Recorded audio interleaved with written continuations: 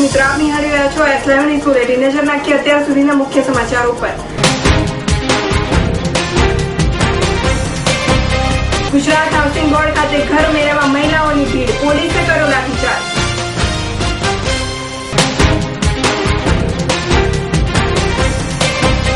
કોલકાતાની મુદ્દે સંસદના બંને ગૃહો ખાજ્યા, વિપક્ષ આક્ષેપોની વડાપ્રધાને કર્યા પાયા વિહોણા। અમદાવાદમાં રાજ્ય સરકારના અધિકારીનું હલ્લા બોલ, ભાજપ સરકારની કાઢી ફેંકવા હાકલ। સરદાર પટેલ સ્ટેડિયમ અન્ય પ્રવૃત્તિઓ માટે ન આપવા શહેર કોંગ્રેસના ધરણા।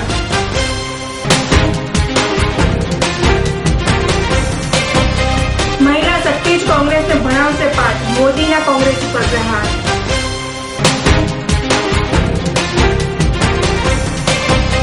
અમરેલીમાં મોદીના પોસ્ટરોની કરાઈ હોળી।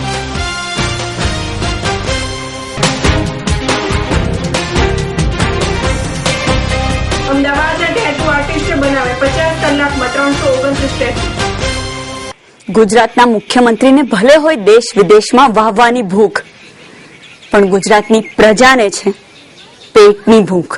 રેશન કાર્ડ છે એ લોકો એમાં તો બળી મરવાની જ વાત આવે છે। બળી મરવાનું કેરોસીન જ મળે। અનાજ અમારે અનાજની જરૂર છે પેટ ભરવા માટે, એટલે અનાજ તો આપતા જ નથી। ખાંડ નથી આપતા, ચોખા નથી આપતા, કેરોસીન આપે। કેરોસીન ને શું કરીએ કે અમે સાહેબ ચૂલાથી રાંધીએ છીએ, અમારે કેરોસીનની જરૂર પડે। અમારે તો અનાજની જરૂર છે, ખાવાની।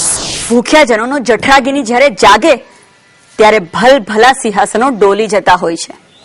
આવો દિશા પણ બદલીએ, દશા પણ બદલીએ।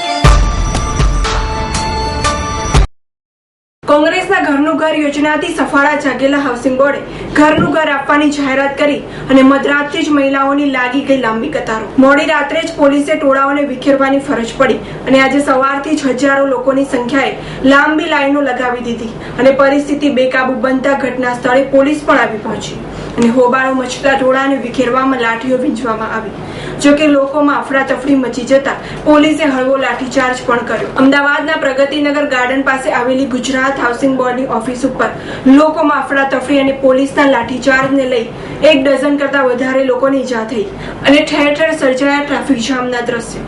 ઉલ્લેખનીય છે કે કોંગ્રેસના ઘરની ઘર યોજનાને જંગી પ્રતિસાદ બાદ મુખ્યમંત્રીએ બોર્ડને તાકીદ કરી અને બોર્ડ દ્વારા 6300 મકાનોના 7 પ્રોજેક્ટની જાહેરાત બુધવારે જ કરી નાખી, જેના અખબારી અહેવાલોના પગલે લોકોએ લાંબી લાઈનો લગાવી અને પોલીસે પણ લાઠીચાર્જના જોરે ટોળાઓને વિખેરવામાં આવી।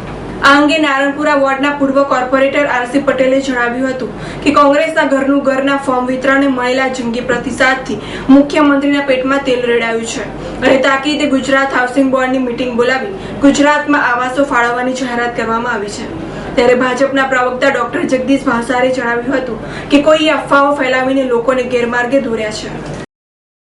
કોલસા કૌભાંડ મામલે હવે સંસદનું ચોમાસું સત્ર પણ ધોવાઈ જવાની ભીતિ સેવાઈ રહી છે। લોકસભા અને રાજ્યસભામાં વિપક્ષ ભાજપ વડાપ્રધાનના રાજીનામાની માંગ ઉપર અડગ છે, ત્યારે વધુ એક વખત આજે પણ બંને ગૃહોની કાર્યવાહી ખોરવાઈ। ઉલ્લેખનીય છે કે ચોમાસુ સત્રમાં એક પણ દિવસ કાર્યવાહી ચાલી શકી નથી, ત્યારે વડાપ્રધાને વિપક્ષના હોબાળા વચ્ચે જણાવ્યું હતું કે કોલસા કૌભાંડના આરોપો પાયા વિહોણા છે। જોકે વધુ એકવાર વિપક્ષે વિરોધનો સૂર રેલાવતા કાર્યવાહી ઠપ કરવાની ફરજ પડી હતી। છેલ્લા 6 વર્ષથી અધિકાર માટે લડતા અધિકારીઓએ આખરે ગુજરાત સરકાર સામે હલ્લાબોલનું શસ્ત્ર ઉગામ્યું। ફિક્સ વેતન, છઠ્ઠા પગાર પંચનો સંપૂર્ણ અમલ સહિતના ઢગલો પડતર પ્રશ્નો અંગે કર્મચારીઓનો ઉગ્ર રોષ અમદાવાદમાં યોજાયેલી મહારેલીમાં જોવા મળ્યો। આગામી વિધાનસભા ચૂંટણીમાં ભાજપ સરકારને ઘર ભેગી કરવા કર્મચારી અધિકારીઓએ હાકલ કરી છે।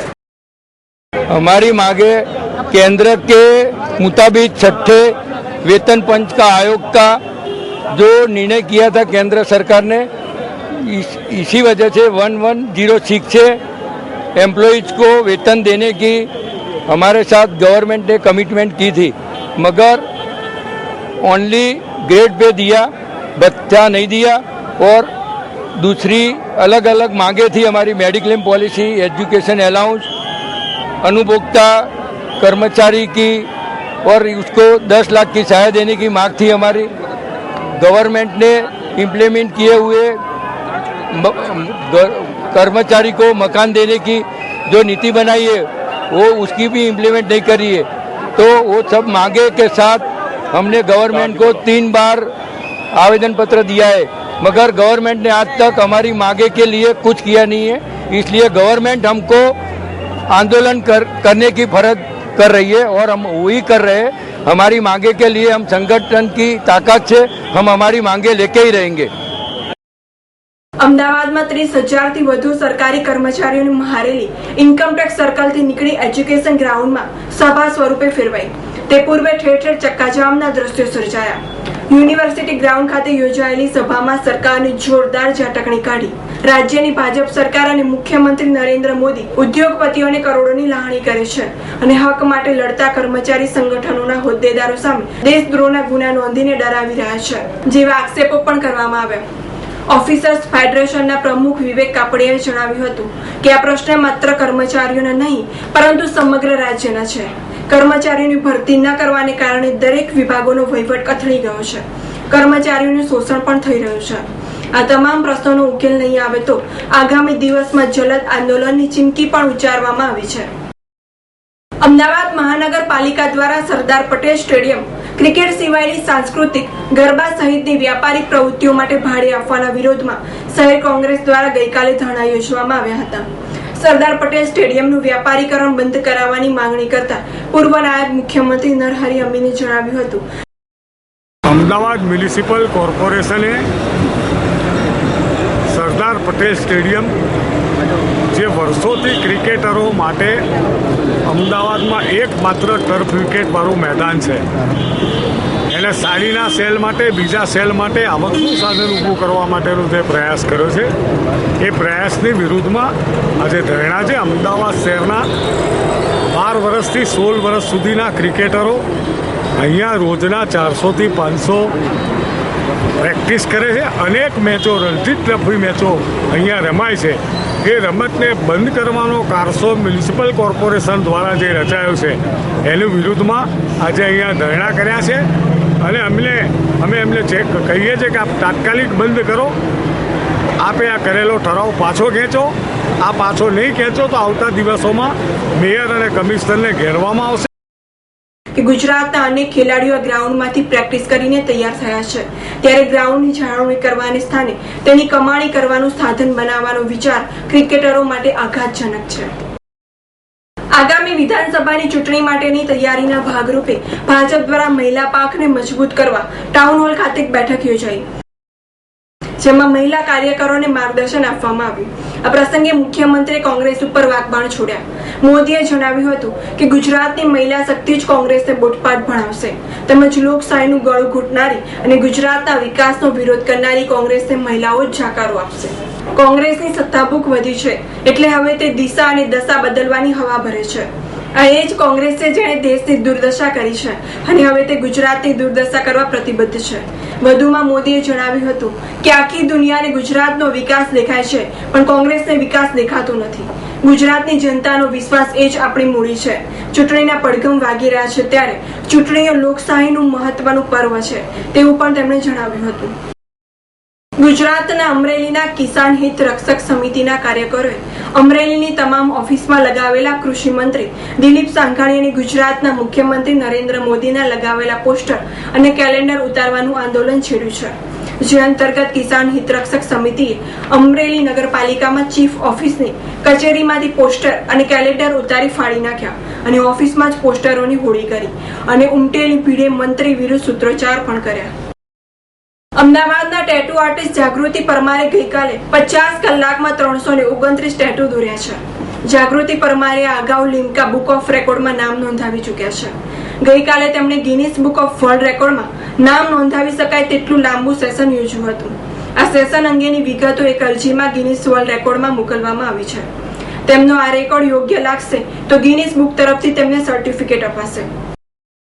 गुजरात में फर्स्ट टाइम जैसे कि मैं एक गिनीज बुक रिकॉर्ड करने जा रही हूँ, क्योंकि टैटू का फील्ड ऐसा है कि लोग ऐसे मानते हैं कि वेस्टर्न कल्चर जो है वो इसके साथ जुड़ा हुआ है. तो मैं ये साबित करना चाहती हूँ कि हमारा गुजरात, इंडिया और अहमदाबाद भी इसमें कहीं पीछे नहीं है. तो मैं 50 घंटा नॉन स्टॉप टैटू करके Guinness book of world record, Asia book और लिम्का बुक में हमारा नाम रजिस्टर करने जा रही हूँ. जैसे कि मैंने आपको बताया कि मैं 50 घंटा नॉन स्टॉप काम करने जा रही हूँ और मैं करीबन 700 लोगों को ओम का टैटू करने जा रही हूँ। तो आपने जो सवाल किया है वो एकदम वाजिबी है कि 700 लोगों में हाइजीन का ध्यान कैसे रखा जाए। तो क्योंकि ये गिनीज बुक की इवेंट है, यानी इसका पल पल का रिकॉर्डिंग जो है वो वहाँ पे दर्ज होता है। तो हम लोग ने स्पेशल लंदन से इंक, नोजल और इसकी नीडल्स मंगवाई है।